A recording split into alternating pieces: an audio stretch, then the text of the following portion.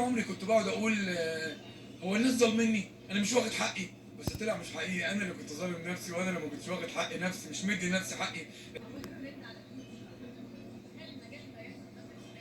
بصي والله هو الواحد بيجتهد وبيعمل كل اللي عليه، بس الناس يعني واقفه جنبي قوي.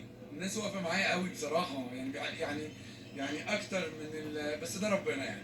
ربنا اراد ان الناس تعرف اني فعلا بعمل مجهود كبير وبعمل لهم حاجات يحبوها، وهم فعلا بيحبوها يعني. والله طول عمري كنت بقعد اقول هو الناس ظالميني، انا مش واخد حقي.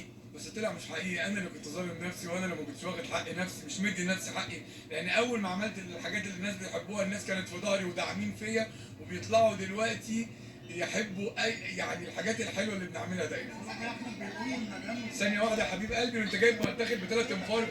انت داخل هي جمعيه داخل بثلاث انفار، مستنى يا حبيب قلبي تقول برضه اختك تقول معاك. قول يا حبيبتي. ايه؟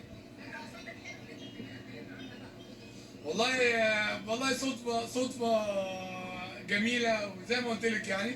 أنا عملت كنت بهزر مع الناس، بس الناس إذا كنت بهزر أو إذا كنت بعمل رقص أو إذا كنت بعمل حاجة هم بيحبوها منك. القبول ده من عند ربنا، وبيزرعوا في قلوب الناس ليا إن هم يحبوا مني أي حاجة بقولها، أي حاجة تكون حلوة أو أي حاجة